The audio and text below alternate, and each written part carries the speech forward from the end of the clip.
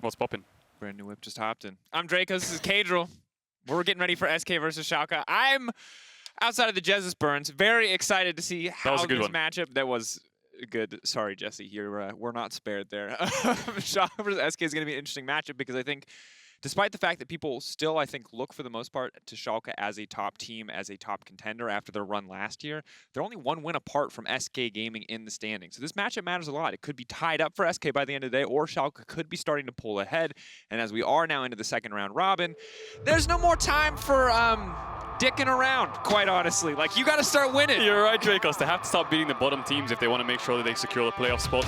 Beating the top teams is one thing, but you got to take down the bottom teams too, and that shows consistency. Absolutely does. But it's time for some picks and bans. Wow, wow, wow, wow.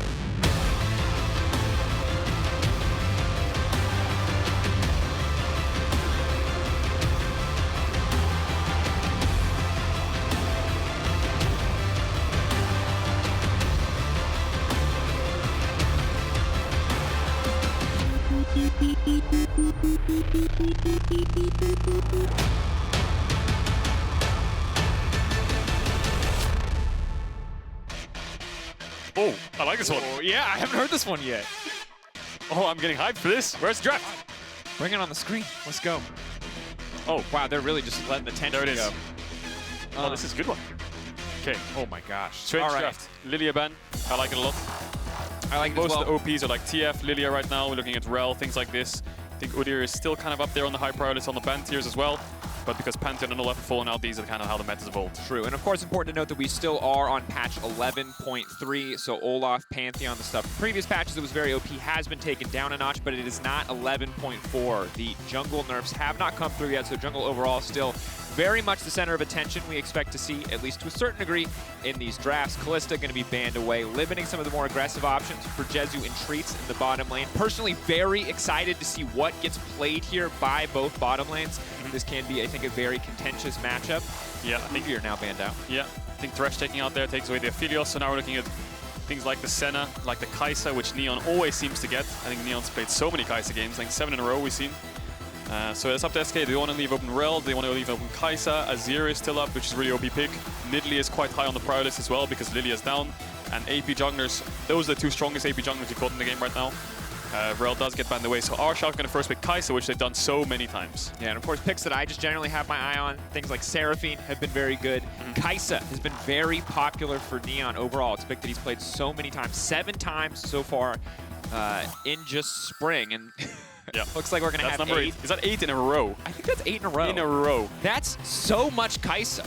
This man is one-tricking professionally at this point. Respect to him. He is one-tricking, yeah. So SK picking up the Renekton and the Azir, so I'm expecting an AP jungler along that side of that. Something like the Nidalee, which I think is the next highest prio looking at the draft there, but Azir is such a good takeaway. Takes the champ away from Abbedagge, which we know he really loves, and it does give a lot of scaling to the side of SK, which Azir basically is the S++ tier of scaling if you need a scaling mid, as well as mid prio past level 4. And from what we've seen, it's very difficult for teams in the LEC to punish scaling compositions. It's more often than not been a battle of scaling. Who can draft more of it? Can you match enemy scaling, as opposed to trying to circumvent it and maybe play a bit more aggressive in the early game. But now we do see the Nidalee locked in for Gilius. This is an interesting one. I feel like Gilius, while he has had some good performances, last week wasn't as hot for him. And just in general, I prefer Gilius on a champion with hard CC where he can make plays. And Nidalee, not necessarily that pick. I agree. He really needs to make plays. Things like the Pantheon is what showed Gilius' strengths, but I think the pick of the Nidalee here is just denying it away from SK Gaming, prevent the Renekton-Nidalee combo coming in. If you have a Renekton-Nidalee Azir topside, your topside is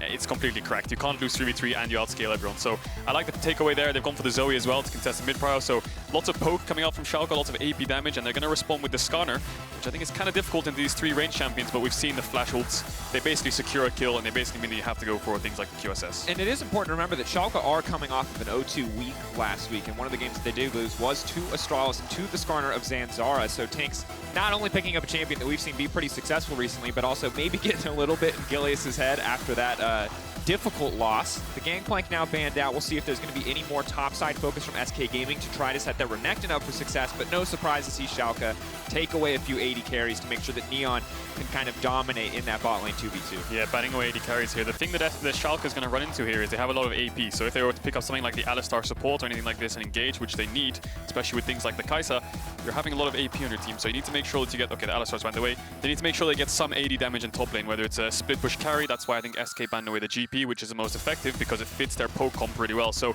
both teams are targeting each other's comps really well here. First with the Nidalee takeaway, now stopping the GP pick with this kind of poke comp that Schalke have with lots of AP damage, taking away one of the main engages of Alistar, which Azir might struggle against if he gets flash comboed and then the Kai'Sa ult comes in. So I think SK's draft is really good so far. I just need to see what kind of AD they're looking at here. I think there's lots of AD bans. We see 3 AD bans with the Thresh, and the Kai'Sa's picked away. So you're looking at things like the MF, like the Jhin, things like those. See what the option. It's difficult, of course, to play an immobile AD carry against this composition. Part of the reason why I think we see the Vayne banned away is because there's just so many skill shots on the side of Schalke. A single one connected could be a death sentence for an AD carry. So Jezu, if he wants to play things like the MF, if he wants to play things like the Jhin, his movement has to be clean in this game. But he's taking his time. Schalke really, or SK rather, are really debating what they want to save last pick for here in this instance. Could take away the things like the Leona. I think that's such a good pickup. It denies Schalke from being able to pick up the Leona because I think that's one of the engaged supports which is open, which is the strongest one with Rell and Alistar being down. So SK's comp is looking really good right now. Schalke have a lot of poke, but they have a Kai'Sa, so they need some kind of follow-up, some kind of engage, or some kind of disengage if they want to keep the poke comp going. But I think engage is the aim here, because if you're against things like the Azir, you're getting outranged no matter what. And in team fights, when it comes to Baron starts, you need someone to go in first. So Schalke picked up the Galio. They need a little bit more team fights around and out, I think. Galio, an interesting pick. Normally, I like to see him paired along some other form of hard engage. We expect this to be going into the support position for Limit. Personally, would have preferred to see a Gragas in general. Gragas, I love him. I think he's just, as a champion, as a kit, it doesn't matter what numbers you put on. If he's even 5% viable, he'll be playable in Pro. But Gnar is going to be the final option here. So if they can get a good ultimate synced up, a good rage timing synced up for BrokenBlade here, they can have some very powerful engages, but it will certainly be a little bit difficult to pull off on the side of Schalke. Yeah, especially when your engage is big, things like a Gnar that had to jump in against things like an Azir wall, Skarner ult, Leona on the front line. So I think Schalke have drafted a lot of squishies alongside 2 semi-tanks, and I think that's why Jhin here for SK is a really important pick. I think SK's comp has so much more damage in terms of straight front-to-back team fighting, but if Schalke can set up on objectives with their comp, they have so much poke, and if people walk into Gnar when he has the Mega Gnar, it's really hard to contest objectives. So Schalke have a kind of harder to execute comp, I would say. They don't have too much engage where you can just press a button and go in. It's more like, let's set up the Drake, they have to face check us, whereas SK, they can start the objective whenever they want, and if Schalke have to walk into them, I think SK have so many forms of engage. They definitely do, and I'm frankly ready to see what Treatz can do on the bottom side of the map. I kind of expect this to be a center of attention when it comes to just individual 2v2 flexing. Both these lanes have been kind of popping off in the previous weeks, but when we look at it, 2 very different styles of composition, Caedrel, and Gilius Nidalee, not something I expected to see here on the stage today, but something that I'm ready to see how impactful it can be as we get ready to get into our first game of the day. Schalke No Fear versus SK Gaming.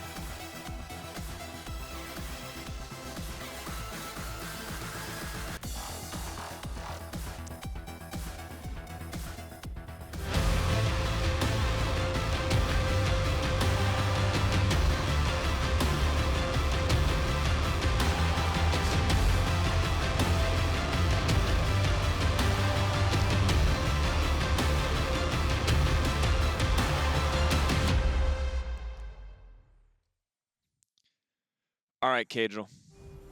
What's up? 30 seconds until minions spawn. I don't know. I actually had nothing. Nothing. Okay. All right. It's League of Legends. It's a game. We play it all the time. It's a multiplayer online battle arena.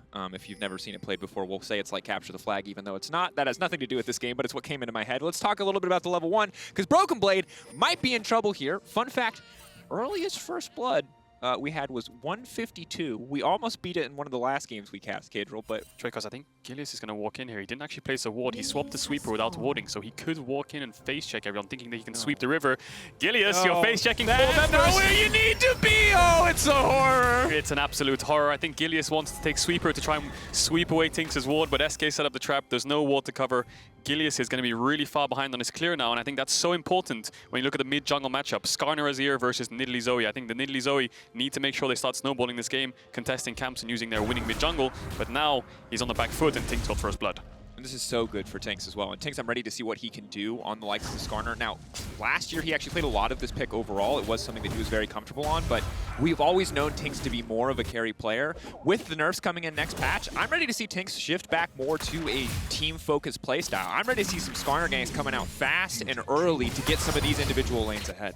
Yeah, you're definitely right. TynX was known as the carry player in EU Masters, picking Graves, farming his laners, minions, and just carrying the game alone. But now he's on things like the Skarner, like you said, being much more of a supportive role, which I think is what SK kind of need in this draft, right? You have a really aggressive carry top, you have a really aggressive carry sort of scaling mid, and you have Jhin. So you don't really need to be a carry for your team. You just have to support them and get them ahead. As we see, top prio is in favor of Schalke, and we see Gilius has gone for his bot clear and TynX done the same. And Gilius is slightly behind because of that level 1, so TynX will be faster towards the bot side of the map, but I think there won't be too much action on the map unless Schalke can look for some kind of top dive. How much that gold and experience is going to matter hasn't really compounded too much quite yet. Skarner obviously not able to back and buy any significant itemization to increase the speed on the clear, but a few extra pots maybe in a few different places for these lineups. Can start to stack up, can start to help. You're already seeing top lane be very much in the favor of BrokenBlade. We saw him, despite how great Armut's Jace performance was in the Mad Lions versus Schalke match, BrokenBlade was incredibly dominant in that lane matchup when we expected Jace to win. So not surprised to see him pick up Gnar again, and you can see Jenax already suffering a little bit early on here, forced to trade into this massive wave. Yeah, definitely. There's going to be a wave stacked here, and BrokenBlade still has his potion. Jenax has lost his, so it's really, really difficult for him, because especially when TynX is path towards bot side and Gilius is pathing towards the top, I think Jenax might have to take an early base and TP back. I think BrokenBlade could get TP advantage in this lane if he wants to, and this matchup is Gnar favored in the early levels. It makes sense, range top laner to Renekton, but as the game progresses, I think when Renekton starts at level 5, level 6, he can look for these all-ins if he has a jungler around or if he has good vision top side. You see Gilius actually skipping Romp there.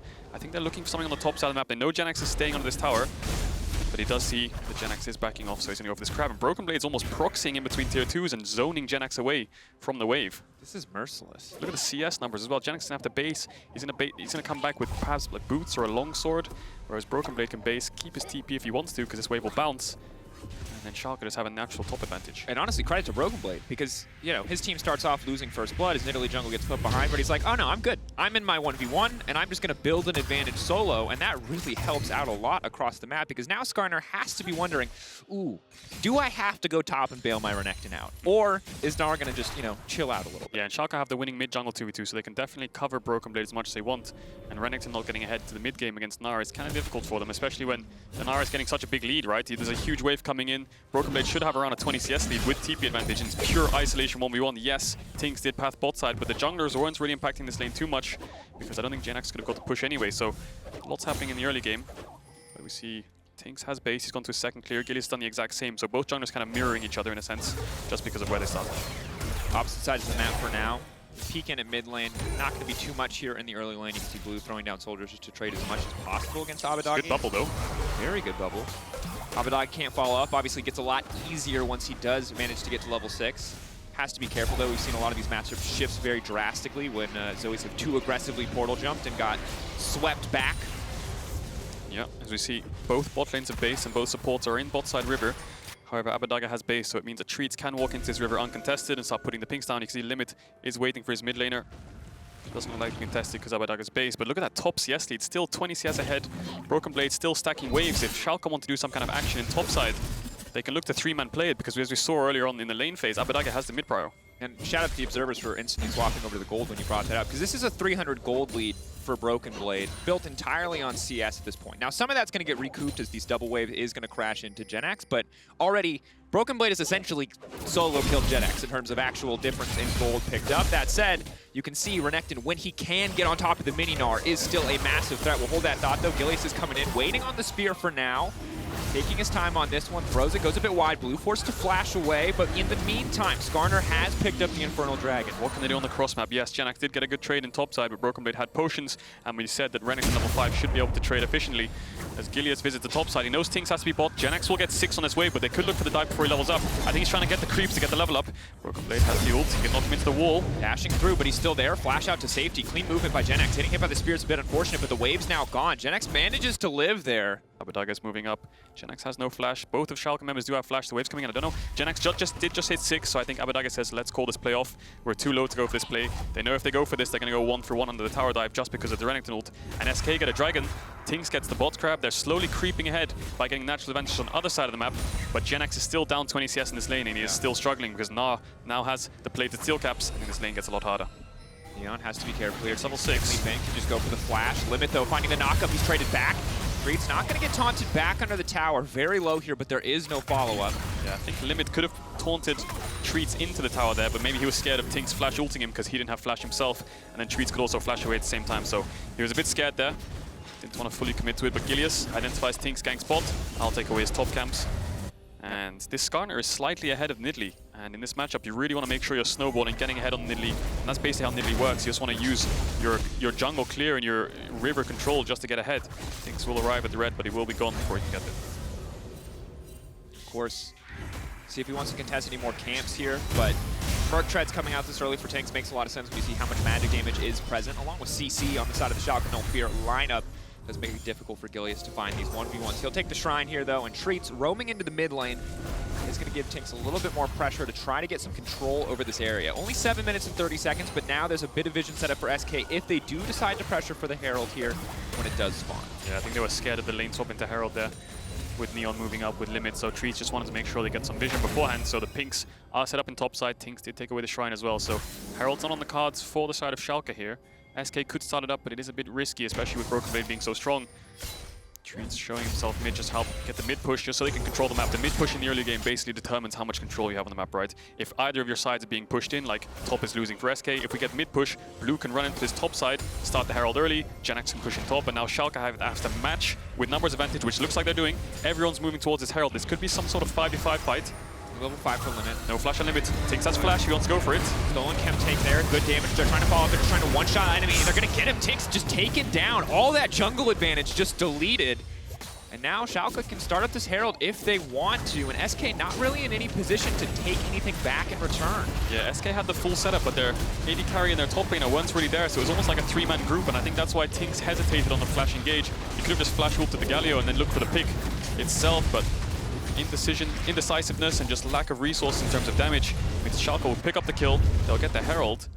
And as we see this again, I think it's just in the decision-making from TynX. He just has to go in, but I think Jezu being too far, Jenax not being there, he thought maybe we don't have the damage, so the taunt does land into the knock-up from Limit. I think Limit played that perfectly, and then TynX does lose his life. They lose the Herald. Now the lane swaps in the favor of Schalke. They're hitting onto top tower, and they have the Herald, all from SK's play, and Schalke being reactive. And a rare misstep that we see from TynX there. Normally in the early game, he doesn't die at all. That's actually his first death pre-15 minutes this entire season, this entire year.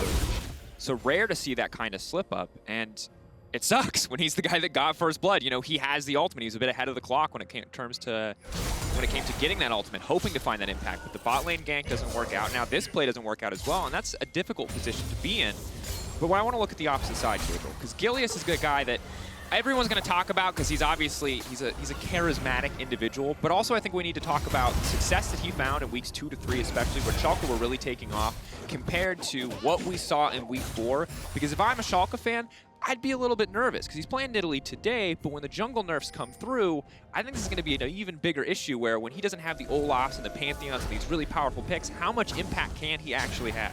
Yeah, definitely. We saw things like the Pantheon, like you were mentioning. That's why Gilius could get these proactive plays, looking for dives, always picking up first blood with the flash stuns on Pantheon, but he played things like the Gragas, for example. The ganks didn't go in their favor, and then he just slowly fell behind and didn't have as much impact as he did on other proactive champions. So we'll have to see how the patch does change that indeed. As we see SK and Schalke put their bot lanes into top side, Gilius has the Herald, and now Jenax actually recovered a lot in this top lane matchup. He's the same level as BrokenBlade, almost the same items as well. So all that advantage that BrokenBlade accrued has just kind of gone away just because SK put so many resources into top, and BrokenBlade couldn't keep pressuring this matchup. I think Jenax is back in the game. Dragon spawning in 10 seconds though, so we'll have to see what the teams decide. I think if Schalke go for the Herald play top, SK can't really answer with a Drake if they're defending the play. So Schalke have a lot of control of the map right here, and SK are just trying to match what they do. Gilius stepping forward, he is on a ward here, so Treatz is going to have an easy sidestep. Limit has decent follow-up, but has to be careful, especially with the Justice Punch down. I do have to say, though, credit to Jenax, because he was getting absolutely bullied in that early laning phase. You talked about the massive deficit that he was in. But you have to remember, he was the guy blind picking. He was set up to be in a disadvantageous situation in the early game. The fact that he didn't give up that kill on the dive, the fact that he isn't continuing to fall behind that much more, although there is still a slight deficit, is credit to him for being a bit of a rock when the team needed one. Yeah, definitely. The Renekton blind pick. I think they wanted to set up something like the Nidalee, but they have gone for the Skarner. And I think the biggest problem SK are running into right now is they have no lanes of priority, right? Schalke has the top push, they have the mid push, and they have the bot push from BrokenBlade. So they have to kind of crack these lanes open. The way you kind of make the game stable in a sense when you have all 3 lanes pushing in is you go send numbers into one lane, like they do in topside. They can push out, and then they can reset together or retake vision on that area of the map. And Gilius knows that SK are trying to defend the play top. They keep trying to guess where Gilius is going to be. Yes, he was topside on the first guess when they defended the play, but now he's bot side. He will get spotted out in the ward. Let's look for the 3-man dive. Jenax does see them, does decide to back off, and now Schalke want to herald this bot tower and then go towards Drake. One of the disadvantages, obviously, of taking the Tabby in this circumstance, because he doesn't have the Merc Treads. The Zoe Nidalee combo is deadly on the dive. And now the Herald's going to crash in so much money into the back pocket of BrokenBlade. Yeah, that's huge, especially when it comes to the mid game, and then Gnar is on against Renekton on the side lane. Just smart play from Schalke. You saw them trying to do something in top side. SK kept responding with defensive plays, and because they kept responding with defensive plays, Schalke pushed out all the lanes, based together, got back on the map first, sent their AD carry mid, and decided to go for the Herald bot, where SK couldn't really react because they didn't have any top push, didn't have any mid push. There was no way that they could get to that bot play in time. And now Schalke pick up the tower. BrokenBlade's got a lot of gold from those platings, and now they'll pick up the Drake as well. So very smart play from Schalke, identifying that this top play was kind of dead in a sense. If they kept going top, SK would just keep matching it, and the game would be stale. So definitely cracking open the game here. BrokenBlade's going back to top side, Abbedagge is in the bot side of the map, and now it's like a 1-3-1. And credit to Schalke for starting to build an advantage without any big explosive plays. Because when we talked about Gilius earlier, that's what we talked about. We talked about the flashy Olaf moments, the big Pantheon engages, the really aggressive early games that could bring leads. Because when you look at both these teams on paper, I want you to look at that bottom number right there. That's the close percentage. That's how often they spend basically neck and neck with gold in their opponents. And for both these teams, they're second and third respectively. They spend the vast majority of their time very, very close in these games. So to see Schalke start to pull ahead, to start to pump up that top number, their major lead percentage, is a good look for this team overall coming into the second half of the split. Yeah, I think consistency and good decision-making is what gets teams ahead naturally in the early game. But off the back of this, it's more like SK's mistake in a sense. TynX looking for that play, lost in the Herald, in turn lost in the bot tower, so now BrokenBlade's ahead against Jenax and Gold on the side lane, all because of this one mistake, and that's just the snowball effect of League of Legends, right? You get the setup, you make a mistake, the enemy team punishes it, and that snowballs out of control to the point where you lose something else. So you lose the play, but you're going to lose something else in turn, because that's how the game naturally works. So both teams putting their bot lanes towards the top side of the map here. BrokenBlade has gone back towards the bot side. And we'll have to see how this game progresses. Both these teams kind of want to look for chunkings on platings, but the platings are wearing out. So now you have to question, are they going to play for dragons? Well, no. They're going to play around top side vision because the Herald's spawning. And that's why you see SK pushing top and keep moving towards the top side of the river, because they want to defend the vision that Schalke wants to take away. Because if Schalke get vision, that means that they can control this top side river. It's good that you bring up vision, because I think that the two people that we really have to keep our eyes on generally at this point in the game are going to be Treatz and TynX, because those are the big sources of engage. Now, once there's a Prowler's Claw on Jenax, as that does appear to be the build that he's opting for, he's going to have a little bit more kill threat on some of these more backline members, but we're looking at the sources of engage to kick these plays off, to control this vision, and for now, SK are doing a very good job of holding control of this area. That said, it is only a second Herald spawn that they're really contesting at this point. Yeah, and the game of vision is so important in League of Legends because you lack information, so you can see Schalke's bot lane running from top to mid because they don't know where SK's bot lane is. They could be roaming mid. No, they've based, so they've just bought 15 seconds worth of time to get back on the map. Now Schalke realize, oh, they've based, let's retake control, but now SK's coming out of base with gold. The Schalke just want to start up the objective because they have control and make SK face check. So SK have the gold advantage in a sense, but Schalke have control. So we'll have to see how this pans out. Schalke decide to back away from the play itself. Yes. Just take what they got, essentially. Turn-based League of Legends. You place vision, we place vision, you place vision, we place vision. Eventually someone missteps and dies. Yep. Yeah. the classic Baron or Herald dances, in a sense, where you saw TynX made the mistake. So SK, again, retaking the vision. They have the top push, they have the mid push. Let's group up, take the vision, and in turn Schalke will get the push because they use their turn to take the vision, and then it's just a back and forth action of who can keep control. And I think when one team establishes control and can push out, and when they get both of these check marks, then they can start the objective. But first you have to get the push and the vision, and then you can look to start the objective. If you skip steps in League of Legends, it can lead to mistakes. And Caedrel, I'm not going to lie, I expect this process to take a little bit longer, although maybe that'll change as it looks like Skarner is going to be able to take this one uncontested. Remember, this is still just second Herald. Definitely one of the least significant early game objectives. If it breaks mid, it is very powerful, it is very important, but it's not first Herald. It's not a guaranteed gold advantage. Yeah, exactly. It breaks mid tier 1, which is the most important tower in the game in the first 20 minutes. of the game itself. So you can see SK got the vision, they got the push, they saw the objective, it's theirs. Now Jenax is going to have to go towards the bot side, and the game works essentially where if they make a play top side, let's make a play bot side as the enemy team. Gilius taking away some camps for this Herald trade, but I think that they can just take away the top tower. Ooh, we'll see if Schalke can take away this bot tier 2. Now tier 2s in the early to mid game is not that important because it just essentially means you lose less creeps on your team, but it is gold for Schalke in general, which can always help, and it means BrokenBlade can push these waves in all the way to tier 3 and then start to move around the map, which gives him so much time to impact the game itself. And you can see how hard it is for Jenax to respond at all to the Gnar harassment when he knows there's more people on the side of the map. Part of the reason that Limit, I think, picking this Galio is that if Renekton ever tries to go in and punish the harassment coming out, it's an instant turn there. So the Control Bubble does connect as there's a bit of a siege here from Schalke in the mid lane. Really smart identification from SK's bot lane there. They knew that if they went full for top tower and push out the next wave, they would lose their mid tier one. So you can see the top tower still up. They decided to base instead to defend bot side. Jezu doesn't have cleanse. Abbedagge, the spear.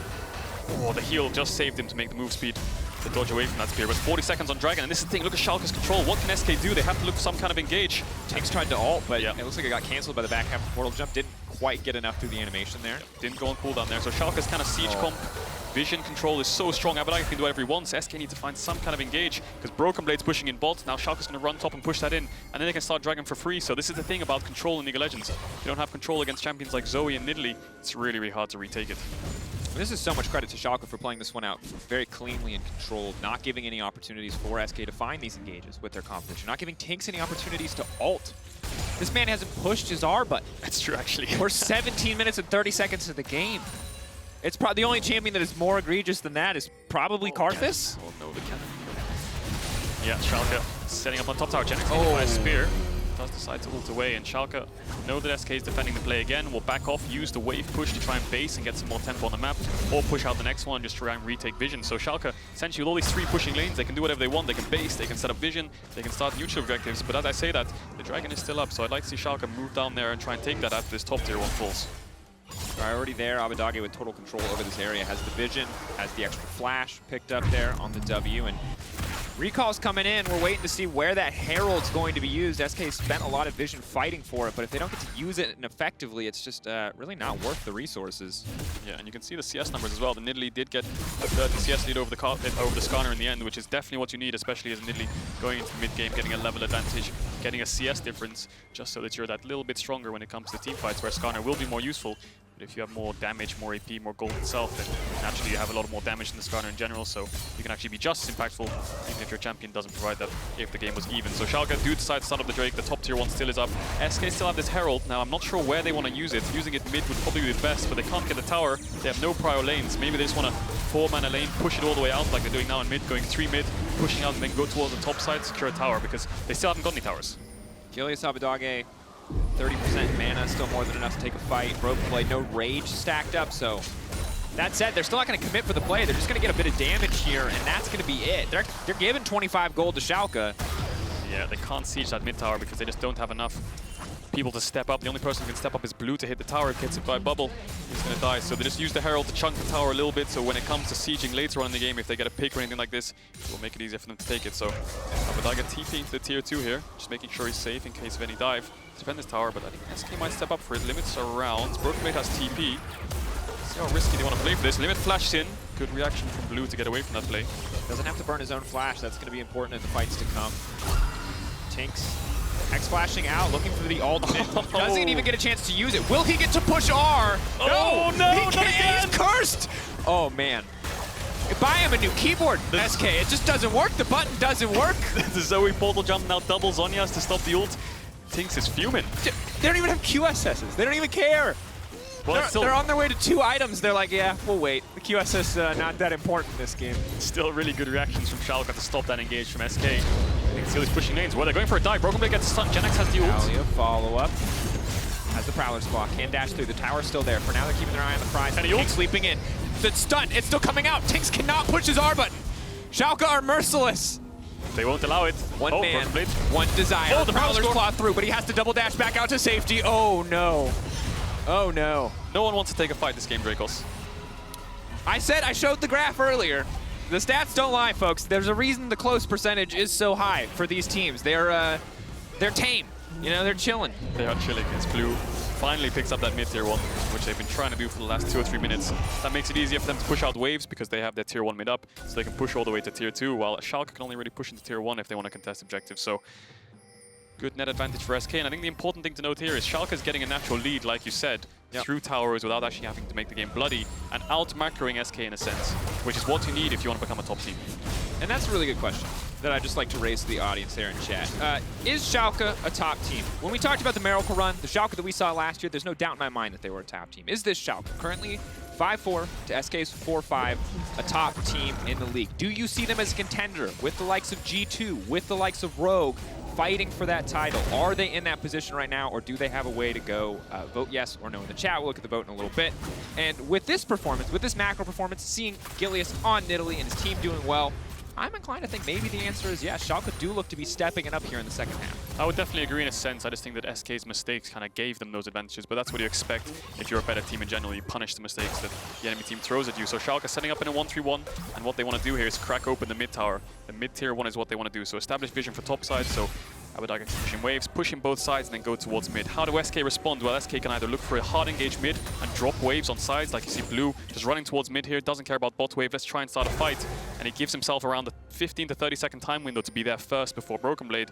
And if it doesn't work out and Schalke smartly sees that the Azir's not on side lane, guys, just chill. Let's wait, make them catch these waves. As Abbedagge goes a bit too deep, I think TynX might get presses up. Flash! It's the R button! Oh, I've never seen it before. Is that what it does? It's so powerful! And that's the thing, if Abbedagge has no vision and he's trying to push into tier 2, he can just get flashed on by TynX. So Abbedagge loses his flash, TynX finally gets presses button as we see it engage in mid. There's so many R's getting pushed. That's 3 now in a row, and now the fight's breaking out. SK looking to get limit, but Treatz going very low. Neon moving in. Neon looking clean. The flash over. Blue's not going to get anything. The spear goes a bit wide. Both sides are going to have to back away, but a little bit more action here on the Rift. Yeah, SK definitely don't want to let them push in these lanes. They know if they push in both sides and move towards mid, they're going to lose towers. So you can see SK engaging on top, engaging on mid, trying to start fights while these bot waves take time to push in. You saw BrokenBlade finally was able to get the wave into tier 3, but then Jenax reacts by catching the wave. So smart play by SK. They know that if they just play the waiting game, they're eventually just going to lose their towers on this siege composition / 1-3-1 that Schalke recruits. So the lack of top vision gets Abbedagge caught out, and then I think the mid-engage Treatz did go deep, but Blue was indecisive. He could have chased for Galio, he could have tried to kill Neon, but he didn't end up doing either of them. So SK are fighting to stay in this game. And credits to Neon, some smooth mechanics there in the play, flashing over the Emperor's Divide. That certainly should have gotten him killed if he didn't instantly flash there. Well, 8 games of Kai'Sa in a row. Could definitely be pulling it off. Graphics Central, baby. We're prepped. We're popping off. It's 4-3 with this Kai'Sa, 7 games in total. This is the 8th game of Kai'Sa. If he wins this, that'll be 5-3, and he's doing really well on the Kai'Sa, although it is super, super OP on this patch, and it does get nerfed at 11.4. He is definitely showing why this champion is strong. Dot. Hex flash going to be denied there. No flash on Treatz, so it means it's really hard for SK to face check, especially with no flash on your engages, right? Skarner no flash, Leona no flash, it's so hard to pull the trigger. And Schalke have this poke comp, but Schalke really need to get this mid-tier 1. But they're really struggling about versus this wave clear comp that the SK have. They have so much wave clear, the Jhin, the Azir, and if they step up too far, Neon no flash. Treatz can just try to ult him on max range. Blue moving in, Abbedagge getting caught out once again, tries to move through, but SK just picking him off. That's the second time in a row. Dragon's up, they should be able to get Drake for that as well. They can't necessarily go Baron because BrokenBlade's hitting onto their top tier 2, but Abbedagge just stepping too far forwards again, didn't have flash. Blue reacts super, super well, uses his own flash to pick up that kill. They will trade a kill and Dragon for the top tier 2 in the end. Can SK get more from this? I don't think there is, but they're looking for an engage. Limit does have the flash coming up soon. It's only going to get the slow. Taunt coming in, going to use it a little bit more. TynX, no chance to use the ultimate this time around. Now SK are super down on tempo. They need to catch their side. They need to stop this top push. That Azir tower should help them a lot when it comes to tempo, and they won't lose their mid tower if they do decide to bases. We can see a lot of pinks coming on this top side. Do SK want to collapse? It looks like TynX can hex flash over the wall over golems. He has the ultimate as well. Looks like they're going to collapse for it, and they will get bot tier 1. So, can Schalke get mid tier 1? That's the question. That's what they really need to do to unlock this map. And again, what's crazy is how close this game is.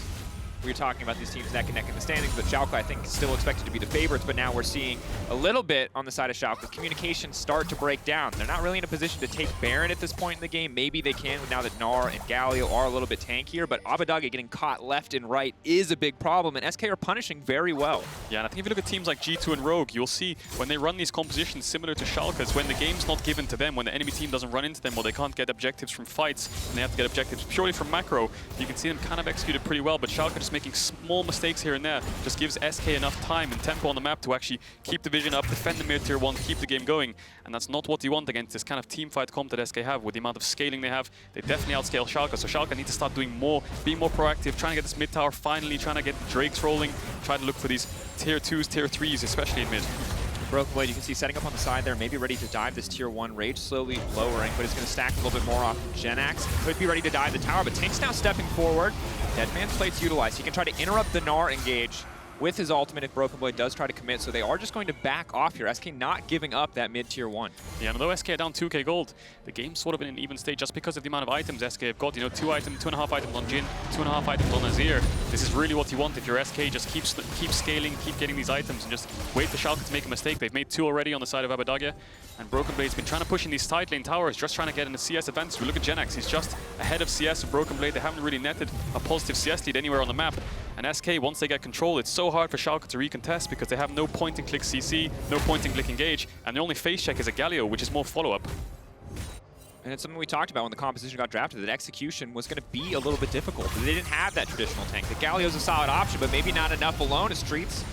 It's going to get a little bit damage there, but it's not going to be too big of a deal in the end. And remember, we said it before, we'll say it again. Second half is the time to show up. Limit showing up in the mid lane with that taunt. Now TynX potentially going to be in trouble, but he's going to pull the Galio right back into his own territory. Neon now diving under the tower, but a max range spear. Still Limit going to go down. TynX still alive. They're just killing people left and right. Abbedagge has to run for the hills, but BrokenBlade on the backside. Moving in with the Stride Breaker. Now the QSS out to safety, but Jenax, Prowler's Claw through into the stun, the shutdown. SK showing up. This is huge. SK can get Baron from this if they want. I don't think there's enough on Schalke's mid-jungle to actually contest this themselves, and I think this is the thing that SK need to do. Wait for Schalke to make mistakes, wait for them to get impatient. I think Limit wanted to trade flashes with Jezu, but in the end went way too deep, gets Skarner ulted back into the tower, and now that's just a mistake. That's what SK wants all this time against this 1-3-1 of Schalke. Wait for the mistakes. Abbedagge's made 2. Now as a team, they've made 1 big one. So they're going to lose the Baron for this. Drake's in 130. SK scaling so quickly, and Schalke are running into big problems. Abbedagge. Gilius, we've seen him steal Barons before. He can flash in. Leap. The flash over the wall, the stun from Jenax. It's so clutch. It saves the Baron for the team. Now the pushback. Abbedagge in trouble. 11k. They're turning back. They're getting the Baron. Now Leona's going to be in trouble. Abbedagge looking to finish that one off. Gets the stolen flash. Wants to run away. But TynX, here he comes. A bit of revenge. And still SK making it out. 4 members strong with the Baron. Super clean play from SK. TynX didn't have smite, and they communicated it so well when Treatz turned onto Gilius. Gilius did end up flashing away, but he did die, so that means no smite fight. SK pick up the Baron, and they should be back in time to defend this tower as we get the replay going. And I think Limit wanted to trade flashes here with Jezu, so it's harder for him to wave clear mid waves like this. He sees TynX, tries to go for more, but then the ult comes in and Treatz is just there in time. And you talked about this, Caedrel. You talked about how there was great follow-up engage on the side of Schalke, but it was hard for them to start fights. And you can see what happens when they try to start a fight and things go wrong. Good news, BrokenBlade, he's here. Just going for the Jhin. Boom, moves in, Stride Breaker. He gets his little montage moment. That said, it's still a 1-for-1. Prowler's Claw, Renekton. Very fast, very mobile, and in the end, maybe not worth, I think it's safe to say. Wow. With the sunglasses on and everything.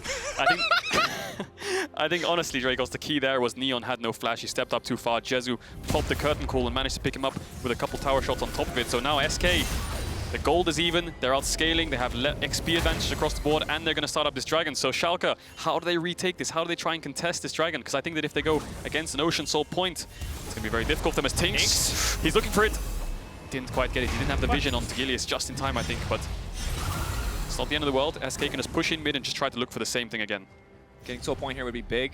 Easy avenue. Important to remember that if SK engage on Schalke, Schalke have a lot better tools to act defensively than they do offensively. That said, when your Galio gets his taunt interrupted to start a fight off, things might not look so good. Neon moving in, TynX, Treatz on the front line, but BrokenBlade, 2 back into the wall, Blue on the backside. Keep your eyes on that Azir and the Jhin. That's the damage source you need to watch. The follow-up is there. Jenax on the front line, the flash through, but no, it whiffs. The Shurima Shuffle does nothing. Gilius taken down in the meantime, though. SK are a meat grinder, and they are shredding through Schalke, but Neon is not done yet. There it is, though. Jenax with the turn and burn. Schalke now still trying to respond. BrokenBlade wants to take this one back. Stride Breaker back up. Abbedagge in the backside. Is this his FLICKR moment? Stealing the Prowler's Claw, stealing the Chilling Smite, stealing everything that he can. Schalke, even after losing the fight, 2-3 in the favor of SK. They're still set up to take this. He can look for it. He has the blue smite. Has the time though. BrokenBlade does dodge away, and now he does pick up Treatz on the backline. Uses the portal jump there, pops the smite, and Treatz goes down. So that fight was kind of crazy in a sense where SK played it horribly wrong, but they still won the fight. You know, I don't know. Actually, I don't have anything. You hate to see it. TynX uses the Skarner ult onto a Galio with Aftershock. Neon's repositioning was really, really crucial in this fight. And then keep your eyes on Blue here in this fight. He looks for the streamer shuffle. Schalke's all clumped up, but the whole shuffle fails because there's stopwatches and they just dash backwards. So you can see Blue goes in, Neon flashes up, Gilius stopwatches, so he actually hits nothing. And then as he dies, it's a 4v5. And they do pick up, end up winning the fight, but BrokenBlade chasing down with Abbedagge was just enough for Schalke to kind of get something that they needed out of the fight, get a couple kills and try and slow down this dragon. And the confidence from BrokenBlade here on the follow-up is certainly very nice, but that's got to be frustrating for SK, because at the end of the day, Schalke getting to Soul Point is a big deal. It'll make it that much easier for future objectives, and you see 3k damage coming out, 5k from the Zoe. That's huge. That's big. That's really, really big. And you have to respect Abbedagge in these fights. We've seen him put up these numbers before, and that was when this was Miracle Run Schalke. Yeah, and he did so much damage on the back half of the fight in the 2v3, 2v4 situations. And you can see SK, they only have 2 dragons now, so that Ocean Soul is around 10 minutes away. So although they do scale pretty well and the gold is in their advantage, they need to find a better fight than that as they flash on Gilius. Oh, that feels personal. Gilius caught in the middle of the team. There's no way he makes it out of this one. There's absolutely no way. Blue gonna grab that kill. But Neon starting the fight. That's definitely not where you want to be, because here comes the power call Renekton. The QSS, I don't know if it's going to be enough. TynX now stepping forward. Neon has to back off. Abbedagge alive and well, but Jezu from downtown finds it. 2 members dead on the side of Schalke. Can SK get anything else? They can push in for this mid-inhib tower if they want. Baron's not up, so that's the only objective they can play for. They have a top wave as well, but Jenax is based. He's TPing back in. 30 seconds on Gilius, 35 seconds on Neon. Can they look for more? They don't have a mid-wave. I think they have to move into top after this and try and look for 2 inhibitors, perhaps. 1 inhibitor down. Jenax keeping an eye on that Prowler spot. Cooldown once it's up. The CC follow-up is insane from this SK composition. The Jhin, the Renekton, the Skarner, the Leona. Very easy for them to pick off single members if Schalke stay for too long. This is the problem. Schalke have no one that can walk up and confidently clear the vision. SK can just kind of flash on anyone, use the Skarner ult on anyone, Prowler's Claw onto anyone, and Gilius wasn't even stepping up so far. He was at his tier 2, and he's being flashed on. He has no way to escape this. Yes, he has flash up now. BrokenBlade does have the QSS, but this Nidalee is just having no impact in these fights. And this is the power of Chem Tank, Dead Man's Play, Force of Nature not really, but it could help in there. Move speed central. Flash and Nimbus Cloak. You are become the lightning, TynX. And Blue Smite. And Blue Smite. He has so many tools. So fast. He is very, very speedy, so it's really hard for Gilius to be even on the same screen as TynX. If Gilius sees TynX on his screen, he knows he might just die. So Gilius definitely doesn't want to step up too far again as TynX opts the Chem Tank, but look at Limit, he's kind of caught out here. Body blocking, he's going to find the stun. TynX holding on to the ultimate for now, just getting a little bit of damage down, but now he's caught him out. Neon still has the QSS up in time, though. Blast Cone is still alive.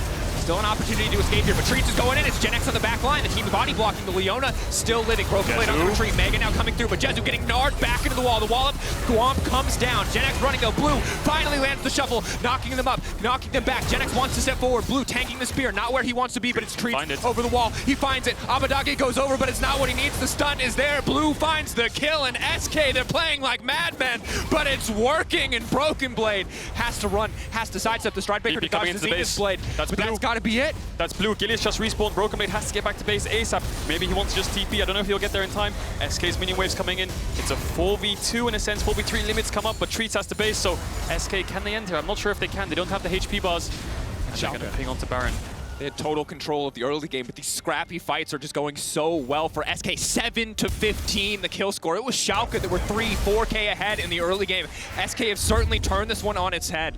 Yeah, and this is just similar to the G2 Rogue game where G2 have this 1v1 comp and Rogue have the team fight. Schalke's giving SK way too many team fights. Limits getting caught here, and then Neon tries to get into the backside. Does decide to QSS the ult itself, but you can see when he jumps back in. Abbedagge and him are trying to do as much damage to the front line of SK as they can, but there's no front line for Schalke. So Jezu's just free firing onto the carries, even flashing over walls into the carries. This one was a little bit more aggressive, I must say. If you're flashing into a Mega Gnar and a Zoe, he does end up dying on the back end of the fight, but Blue's alive. He's their secondary carry. And SK just kind of clean house in these fights. I think Schalke just don't have enough firepower in their carries or enough frontline to deal with the amount of scaling coming out of SK. As Treatz does have a pink ward in that bush, and Abbedagge does get caught out. Caedrel. Look at the damage. 6k on both carries versus, what, 5k in total from both carries of Schalke. So SK setting up the Baron. And what does Schalke have to answer with this? They can't split push, and their team fights are just too weak. BrokenBlade has to run. Oh, that damage is insane. BrokenBlade hopping over his allies, but now he's isolated. There's no one there to body block the shot. He is going to make it out. They're pulling the support back. That's the front line gone. They can just follow stun immediately. Renekton manages to take that one down. Jezu grabs the kill. Limit gone. Limit dead. Now SK just turned their sights on the Baron. Look at how fast the front line of Schalke dies. BrokenBlade stepped up into blue for 1 second, then he lost 70% of his HP. Limit steps up, he dies in 2 seconds, so there's just not enough for Schalke to walk up and actually be able to contest these mid waves, contest the vision. I think they will be able to get this mid-tier 1. Finally, 36 minutes into the game, they'll get the mid-tier 1, but I think Treatz can chase them down. He has the ult. Drake spawning soon, so it's Ocean Soul point for Schalke. Flash up. Limit has the ult if he respawns in time, and they can look for some kind of team fight. No ult for TynX. Jezu doesn't have ult either, but SK do have numbers advantage. BrokenBlade. QSS is the stun. But now he's trapped in the pit. Stridebreaker to try to make it out to safety, but he's been slowed. That's going to be the Crystal Venom. Now the follow-up immediately. He's now taken down. That's going to be it. Soul point going over to SK. Both teams 3-3. Yeah, Schalke really need that Drake to keep this game alive. They had the Galio ult for the global to actually try and contest a 5v5, but SK weren't wasting any time at all. Just burst down the Drake, kill BrokenBlade, and Gilius could not really go in because the Skarner ult just came back up. And now SK have denied the Ocean Soul point, and Schalke just don't have enough gas left in the tank to scale into this game to actually start these fights. They have to find a way to unlock the map by avoiding these 5v5s. There's just no room to be a carry on the side of Schalke. Yep. Gilius, Abbedagge, they all want space, and there's no space left! SK are taking everything. The entire map belongs to them. Is the fountain even safe from this SK lineup? If Blue's gonna push in, Gilius gonna try to finish him, but he just doesn't do any damage. The shield is massive, and that's it. SK, they've done it. They've tied up the scoreboard. They will tie Schalke no fear. They're gonna take a victory lap through the Schalke fountain. Close this one out nice and slow, but they will tie things up at 5-5. Super important game for both teams. The team fight comp coming out from SK, I think Schalke just ran into them way too many times, made way too many mistakes, and although they did get a 2 to 3k gold in the early game, they did get the first tower, they did get the Drakes. SK just found the fights, Schalke just making way too many mistakes, I think. Caedrel. I thought the story of that game was going to be when is TynX going to push R? But then he finally pushed it a lot of times. R. He was smashing it. And the game was just over. There was nothing that Schalke could do. It looked so good for Schalke in the early game. They were dominating. It felt like across the map, BrokenBlade was popping off. But when it came to those fights, again, there was no room for them to operate. There was nothing that they could do. Their carries were just falling left and right. And you have to question the ease of execution on both comps, right? Both of them are the same in the standings in a sense, but SK's comp's so much easier to execute. Don't be too proactive. They were a bit proactive around the Herald in the early game. They did get punished for it, but let the enemy team walk into you, let them make mistakes, punish their mistakes, scale, and then Schalke have nothing left to answer with. And for your options at home, Kia player of the game, at LEC on Twitter, 3 names for you to consider. TynX, Blue, Jezu. Those are your options. Now, all I'll say is, normally in my games, when a Skarner doesn't push ult until 20-something minutes, it's GG. But when TynX doesn't do it, we call it big brain, because that's how you win games, folks. You turn things around. Instead of GG, it's BB. It's big brain. Big brain. Mad Lions and Excel, they're going to be tied at 5-4, and after the break, they're going to face off in a monumental matchup, so don't go anywhere. No, don't. Seriously. Please. Don't go anywhere. Please. We need you. We need you.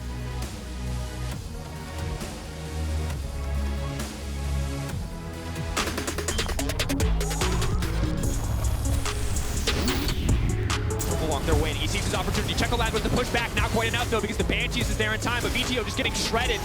Excel just grouping up. They are unstoppable. Excel is doing a great job this year, but they cannot do it into us.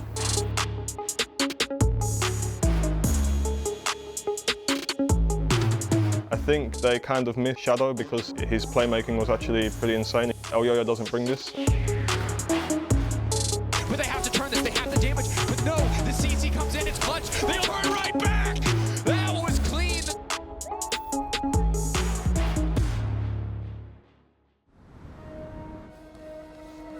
They are out there, waiting to be discovered. Some of them are big, and some of them are small. But that's the thing with ideas. They don't just come to you. To find them, you have to move. Kia, movement that inspires. You don't have a chance against me. I can calculate 90 trillion moves in advance. Not fair. Not fair. Red Bull gives you wings.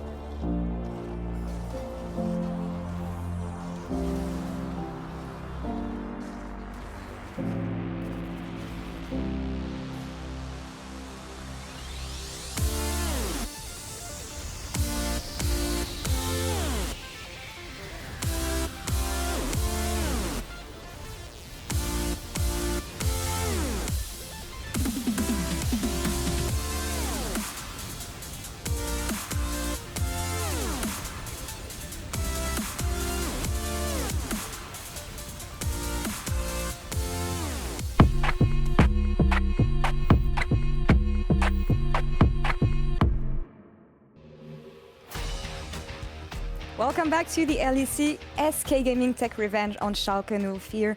And I have Blue with me to talk about the victory for the first time ever in the LEC. Thank you very much for joining me, Blue. Thank you so much, Laure. Welcome. Hello. You're welcome. First off, I hear you twice, so maybe production can do something about this, but let's not stop us here. I want to know about the cheese, level 1. That's not something we usually see in the LEC. Sometimes teams go either top lane or bot lane to try and ward something, but what did you have in mind here? Actually, it was TynX. Like, he saw Nidalee was there waiting, and then I think TynX warded the bush. And then he said that Ned was going to base and then get the red trinket, and so he kind of predicted. So we went into the bush and waiting for Nidalee to come and kill her, basically. That happened in the game. We didn't think about this before we go to the game. Okay, interesting. I thought it was a very specific strategy maybe for Schalke 04. I want to know, they beat you the first time around. Here you were very dominant, on the same page. What did you learn about Schalke over the past couple of weeks that helped you beat them today? Actually, we didn't learn that much. We already know how to play the game and how they want to play the game. It's just that much more about us, like how we want to play against them and what we want to pick against them. And we decided to pick still Azir like this, and then in the jungle like a Skarner, different pick, and in top side like this type of champion, so we can play more a bit aggressive and then match their aggression kinda. And that was our game plan against them today. All right. Well, thank you for all these insights, but I want to have a follow-up on the Azir pick, because right now, this is the second most pick on mid lane in the LEC. It's rising, I guess. Over the past couple of weeks, players tend to pick this champion more. How do you explain this? I mean, for me, it's like the champion is so OP in lane, and it's like, if you play the champion really good, you can't lose lane. You will have no matter what prior, and it's also really good with the jungle champions of whatever you pick, or in support mid champions too. And he has a really strong scaling too, with strong team fighting, strong laning. He's just really OP in lane. This is why I think everyone picks it, and I picks it too. Okay. Nice buff during the last patch also, I guess. I have a last question for you, Blue, because I guess you know that a lot of people were waiting for this interview of you in the LEC. So is there anything you would like to say to the fans who've been watching you and hoping to see you in an interview? I want to thank everyone, the Turkish fans, the French fans, everyone. And I want to say that Gnar, je t'aime. Oh, that's very cute. Well, Gnar, you heard him. And Blue, thank you so much for the interview. Good luck on the second game tomorrow. You're welcome. And we're going to take a break now, and we'll come back in a few minutes for XL versus Mad Lions. Stay tuned.